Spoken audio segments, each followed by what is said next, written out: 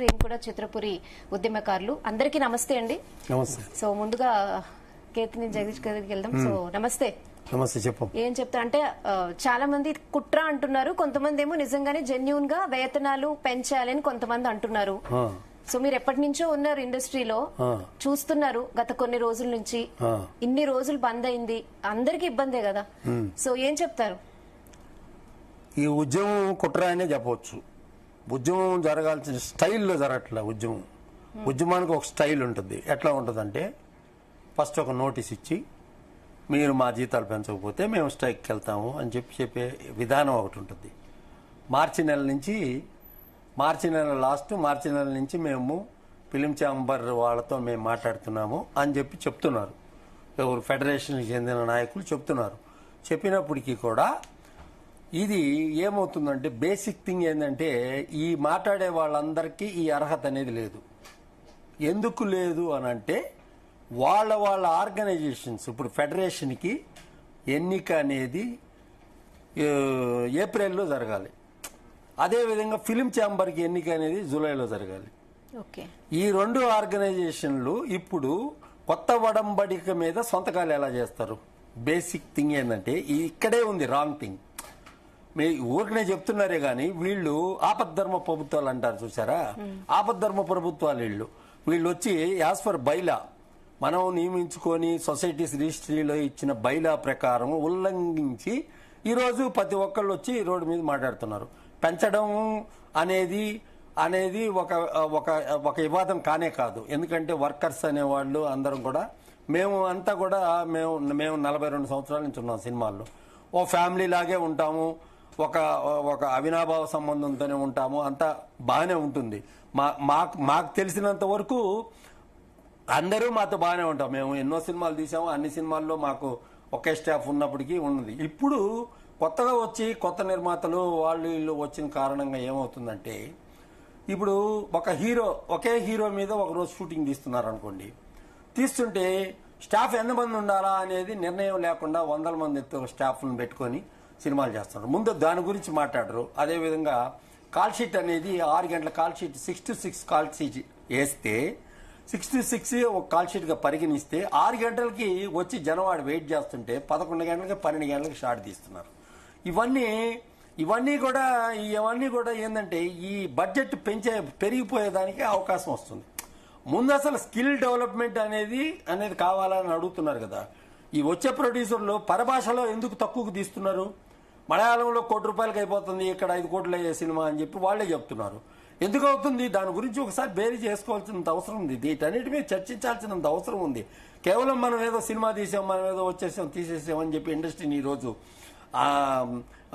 ఈ రోజు అన్ని రకాలుగా నాశనం చేశారు. ఇప్పుడు ఎవరు కూడా, ఇప్పుడు రాష్ట్ర ప్రభుత్వాలు, ఏ రాష్ట్ర ప్రభుత్వాలు కూడా, అటు రాష్ట్ర ప్రభుత్వం ఇక్కడ సమ్మె జరుగుతున్నప్పుడు ఆంధ్రప్రదేశ్కు పోయి అలా మాట్లాడడం, అలా పోయి వాళ్ళతో మాట్లాడడం ఇది సందర్భం కాదు.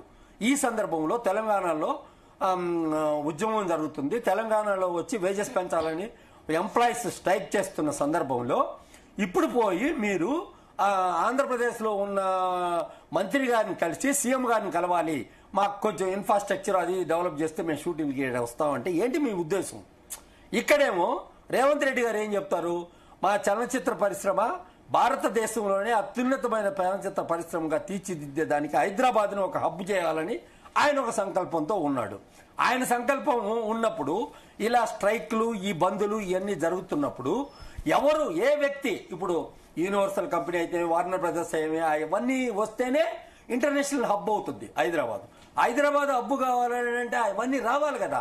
వాళ్ళందరూ ఇక్కడ స్ట్రైకులు చేస్తున్నారు, అవి చేస్తున్నారు, ఈ చేస్తున్నారు అని తెలిసినప్పుడు వాళ్ళు రారు కదా.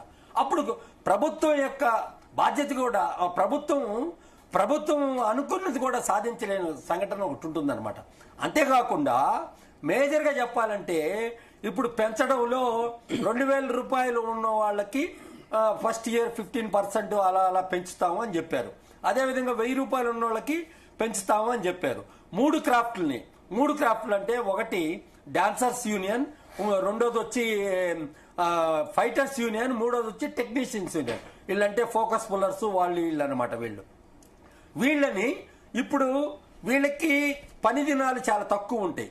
బేసిక్ గా చెప్పాలంటే ఇప్పుడు వచ్చే సినిమాల్లో పాటలు కూడా ఉండటం లే. పెద్ద పాటలు కూడా ఉండటం లేదు. కాబట్టి పాటలు లేనప్పుడు డాన్సర్లకు పని ఉండదు. వాళ్ళకు ఒకవేళ ఏదైనా ఒక పాట దొరికి, పెద్ద సినిమాలో ఏదైనా పాట దొరికితే ఓ 10 రోజులు పని దొరుకుతుంది. అదేవిధంగా ఫైటర్స్, వీళ్ళు మిగతా క్రాఫ్ట్లు అన్ని కూడా ఏంటంటే ఎంతమంది ఉండాలో అంతమందే ఉండాలా. షూటింగ్ జరిగేటప్పుడు ఎంతమంది ఉంటే వాళ్ళకి సేవలు అందించేదానికి ఎంతమంది ఉండాలా అంతమంది ఉండాలా. యూనియన్ రూల్స్ ఇంతమంది ఉండాలా అంతమంది ఉండాలని చెప్పి దౌర్జన్యం చేయడము ఇవన్నీ కూడా పరిగణలోకి తీసుకోవాలా. నిర్మాతలు ఇప్పుడు వచ్చి ఏదో ప్రభుత్వం దగ్గరికి వెళ్ళారు, ప్రభుత్వంతో మాట్లాడారు, దీంట్లో ఆర్టిస్టులు ఇన్వాల్వ్ అవుతారు అని అనుకున్నారు. చిరంజీవి గారు, అదేవిధంగా బాలకృష్ణ గారు, వాళ్ళు మేమేం ఇన్వాల్వ్ కాము అని చెప్పి చెప్పడం జరిగింది. కాబట్టి ఏంటంటే వాళ్ళు కూడా ఒక శ్రామికులే. కాబట్టి ప్రొడ్యూసర్ ఆల్సో ఒక శ్రామికుడే. మేము శ్రామికులు అంటే మేము వచ్చి డబ్బు పెట్టి మేము కూడా శ్రమ చేస్తున్నాం కదా. సినిమా తీసేది అనేది కూడా ఒక శ్రమే కదా. మేము కూడా శ్రామికులమే, అది గుర్తించాలా. ఇప్పుడు ప్రధానంగా నేను చెప్పేది ఏంటంటే ఎవరైతే ఏం చెప్తున్నారంటే నిన్నగాక మొన్న ఛాంబర్కి చెందిన వ్యక్తులు, అదేవిధంగా ఫెడరేషన్కి చెందిన వ్యక్తులు చిత్రపురి కాలనీ అనే దాంట్లో ఛాంబర్కి ఏ విధమైన సంబంధం లేదు, అది లేబర్ హౌసెస్ కి సంబంధించి చలనచిత్ర కార్మికులకు సంబంధించిన వ్యవహారము. ఆ వ్యవహారంలో బ్రోచర్ రిలీజ్ చేస్తుంటే వీళ్ళందరూ అదే వేదిక మీద వెక్కి ఉన్నారు. దీన్ని బట్టి మనం ఏం చెప్పాలంటే దీని వెనకాల ఏదన్నా అంత అంటే వీళ్ళ పీరియడ్ అయిపోయినా కంటిన్యూ అయ్యేదానికి ఒక వివాదాన్ని రేపుతున్నారా? వాళ్ళ పీరియడ్ అయిపోయింది. ఇప్పుడు ప్రభుత్వం ఏం చేయాలంటే ఖచ్చితంగా నేను కోమటిరెడ్డి గారిని అడిగేది ఏంటంటే వీళ్ళు ఫస్ట్ ఎలక్షన్ జరుపుకొని రమ్మని చెప్పి మీరు అడగాలండి. మీరు ఇప్పుడు లేదంటే ఒక అధ్యయన కమిటీని ఒకదాన్ని వేసి వాళ్ళ ద్వారా సినిమా ఇండస్ట్రీలో ఉన్న వాళ్ళందరినీ వేసి అటుపక్క మీరు కొంతమంది మేధావులను వేసి ఒక వర్గంగా చేర్చాలే కానీ ఈ అసోసియేషన్లు ఇప్పుడు వచ్చి వాళ్ళకు పవర్ లేదు. పవర్ లేకుండా వాళ్ళు ఏం చెప్పినా వాటిని మనం పరిగణలో తీసుకోవాల్సిన అవసరం లేదు. ఇంకొక విషయం చెప్పాలంటే నిన్నగా మొన్న మాట్లాడుతూ జూబ్లీహిల్స్ లో 28,000 మంది ఓటర్స్ ఉన్నారు మా సినీ కార్మికులు అని చెప్పి ఆ ఫెడరేషన్ ప్రెసిడెంట్ ఒక ఛానల్లో మాట్లాడడం జరిగింది. అంటే ఏంటి, జూబ్లీహిల్స్ లో రేపు బై ఎలక్షన్ జరుగుతుంది కాబట్టి ప్రభుత్వానికి మీరు అల్టిమేటం ఇస్తున్నారా? ఈ 28,000 ఓట్లు మీరు మాకు ఫేవర్ చేయకపోతే చూపిస్తారా? మీరు 28,000 ఓట్లు అక్కడ ఉన్నాయని. అక్కడ కాదు, కుకట్పల్లి, అదేవిధంగా కుత్బుల్లాపూర్, రాజేంద్ర నగర్ వివిధ ప్రాంతాల్లో ఉన్నారే కానీ సినీ కార్మికులు కేవలం ఈ ఒక్క కాన్స్టిట్యున్సీలో లేరనేది గుర్తెరగాల. అంటే ప్రభుత్వాన్ని బెదిరించినట్టు అన్నమాట. ఇక్కడ ప్రభుత్వంతో మాటలు జరుపుతారు ప్రొడ్యూసర్లు, అక్కడేమో ఒక వర్గం అట్లెళ్తారు. ఇవన్నీ వచ్చి ద్వంద్వ నీతిగా ఉన్నాయి. కాబట్టి సమస్యలు ఉన్న కార్మికులకి సమస్యలు తీరాల్సినంత అవసరం ఉంది. దీనికి ప్రభుత్వం అన్ని రకాలుగా ముందుకొచ్చి ఏ రకంగా పెంచాలా 3 సంవత్సరాల నుంచి సంవత్సరానికి 10% లెక్కను పెంచలేక లాస్ట్ మినిట్ లో ఇప్పుడు వచ్చి పెంచమని చెప్పి మేము వాళ్ళ పదవులు అయిపోయిన తర్వాత ఇప్పుడు వచ్చి పెంచమని ఈ ఎజెండాను తీసుకొచ్చి ఎలక్షన్ జరిపే విధానానికి ముందుకు రాకుండా ఈ రకంగా చేయడం ఎంతవరకు కరెక్ట్ అని చెప్పి నేను వచ్చి నేను కార్మికుడినే కాబట్టి నేను కూడా 42 సంవత్సరాలుగా అసిస్టెంట్ డైరెక్టర్ పనిచేశాను, అన్ని చేశాను, నాకు అన్ని కష్టాలు తెలుసు. కాబట్టి నేను నిజంగా చెప్తున్నాను, వాళ్ళ యొక్క సమస్యలు తీర్చాలి. అట్ ద సేమ్ టైం ఇలాంటి ఈ వాదాన్ని ఎవరైతే కొంతమంది స్వార్థపూరితమైన వ్యక్తులు చేసే ప్రయత్నాన్ని తిప్పికొట్టాలి. ఈ కార్మికులే తిప్పికొట్టాలి. ఈ కార్మికులు ఎవరైతే ఉన్నారో కేవలం మీరు చెప్పి మొన్న ఫెడరేషన్ కింద మీటింగ్ లో 800 మంది మాత్రమే హాజరయ్యారు. మీరు చెప్పే లెక్క ప్రకారం మిగతా వాళ్ళు ఎక్కడికి పోయారు? మిగతా వాళ్ళకి ఇష్టం లేదా? మిగతా వాళ్ళకి సమ్మె చేయడం ఇష్టం లేదా? ఏ రకమైన స్పందన ఉంది అందరికీ? అన్ని క్రాఫ్ట్లు కేవలం 24 క్రాఫ్ట్లు ఉన్నాయి. మిగతా ఆర్టిస్ట్ అసోసియేషన్ అయితేమి, అదేవిధంగా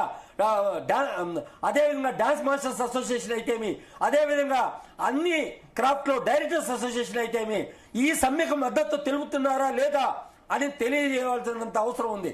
కేవలం 13 క్రాఫ్ట్లు కాదు, మిగతా అన్ని క్రాఫ్ట్ వాళ్ళు కూడా మీరు ఏ రకంగా స్పందిస్తున్నారు, వీళ్ళు చేసే ఈ వాదానికి మీరు ప్రతిస్పందిస్తున్నారా లేదా అన్న విషయం కూడా తెలియజెప్పాల్సినంత అవసరం ఖచ్చితంగా ఉంది. ఇది కులాల మధ్య పోరు తప్పితే ఇంకా వేరే ఏం కనిపించలేదు. ఇది ఒక కుల ఆధిపత్యం కోసం చేసే ఒక పోరాటం మాదిరే ఉంది, కానీ పేద బడుగు కార్మికుల కోసం చేసే పోరాటం మాత్రం ఎట్టి పరిస్థితుల్లో కాదని చెప్పవచ్చు. ఓకే కేతిరెడ్డి గారు. ఎస్, మద్దినేని రమేష్ బాబు గారు మీరేం చెప్తారంటే